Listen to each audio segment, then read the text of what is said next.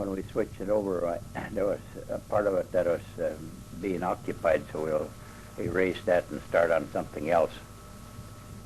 So that's the situation. Well, I think we'll be able to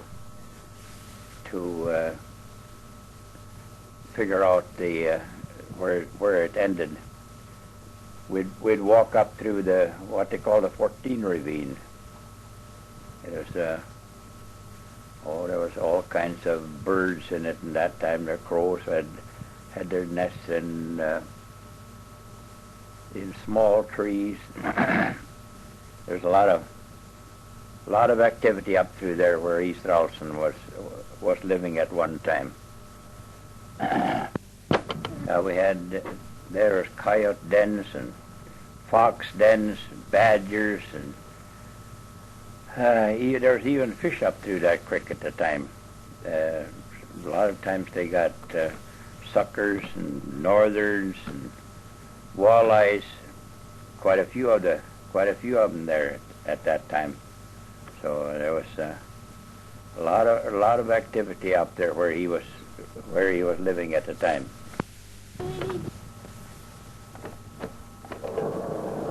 Lived in a dugout, and Bert and I we were going to sneak up there and see what his living conditions were like. And of course, he had a little table there, a chair. There was a bed up against the dirt wall, and the dirt was halfway in on the bed. I'll never forget that. Man alive, if we had to live in those conditions now, it would be something. We certainly wouldn't care to live in those conditions, that's for sure. But he'd go to the neighbors, and they'd always invite him in because he was a bachelor. And he'd eat real good, but it wasn't 3 meals a day regularly or anything like that. Once in a while he'd probably prepare himself something, but gosh, about the only thing he could have would be cornmeal or some permanent, some stable food of some kind. Probably some people would send a roast with him home and potatoes and what have you, so he could have something to eat at home too. So in 1929, my dad traded the Model T for a Model A, two-door Model A. Gee, that is a big step in automotive transportation.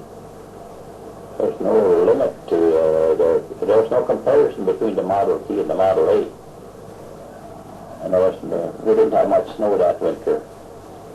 So we drove across the fields all winter without chains.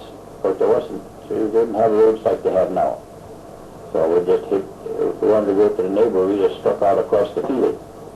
Probably a stubble field or a plowed field. That's very different than what you were doing nowadays. And while my dad was picking up these coyotes in the spring, he ran across some badgers. These two little badgers they weren't supposed to be out roaming around, but they were. And he picked them up and took them home, and the badgers, he put them in the hole where the coyote had made the year before, and they stayed there. So we fed them fish and oatmeal and all kinds of, we kept them nice and fat. We had a particular entertainment in taking them down to the river and getting them we'd catch a fish on a pole and line, and we'd hold the fish out just far enough so they had to stretch for it.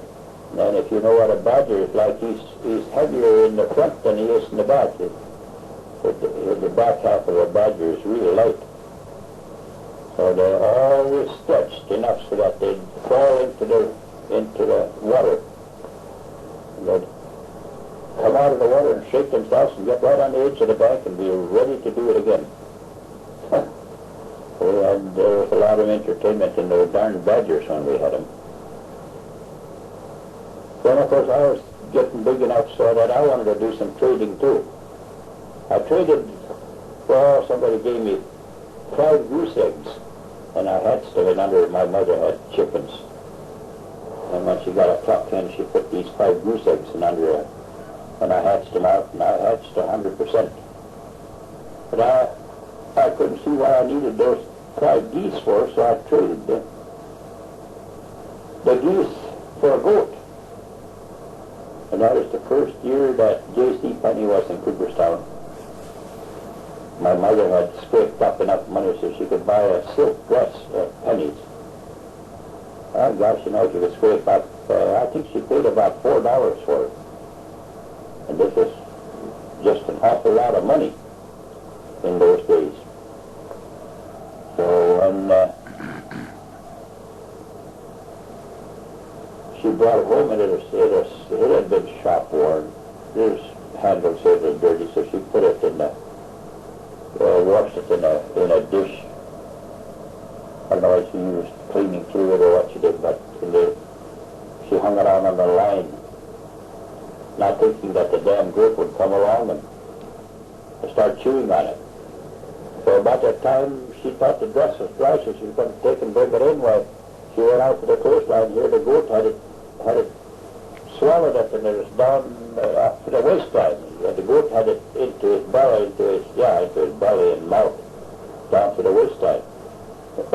So the dress was shot. There was no getting around that. And I wasn't. My mother didn't appreciate me too much for having traded those 5 geese for that goat. That didn't go over too big. But while he was around, monkeying around the yard, people would come there and fish, and then they'd have these Model Ts with a box behind, and the upholstery was loose. That darn goat would eat the upholstery right out of the cushions, out of the backrests. I don't know, he'd eat anything, seemed like. So he cleaned out many a car, the backrest of many a car, so all they had this for a backrest when they got ready to go home was the springs. So and my uncle bought a Chevrolet, new one in 29. That's a 6-cylinder.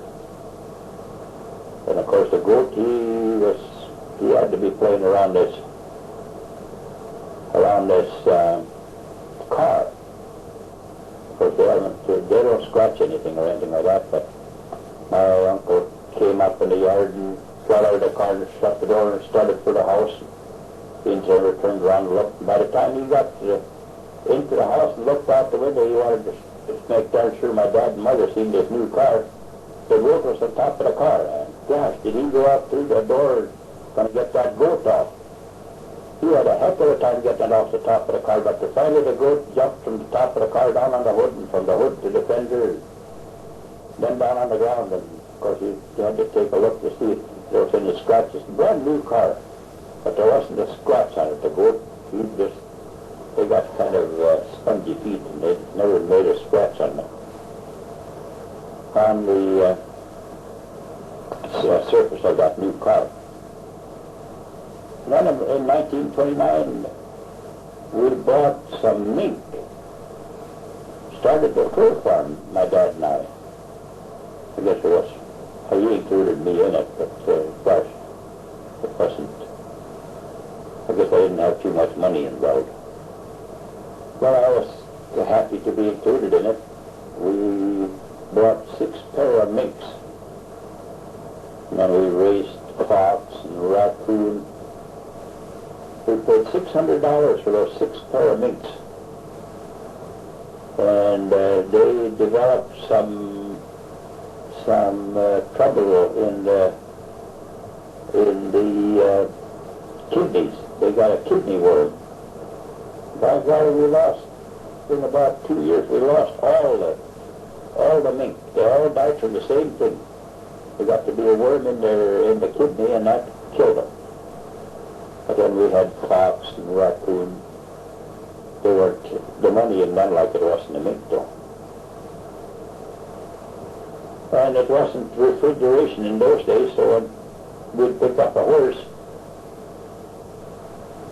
it would, and butcher it, flooded the place. We dug a hole in the ground and filled it with water, and it froze solid over its ice.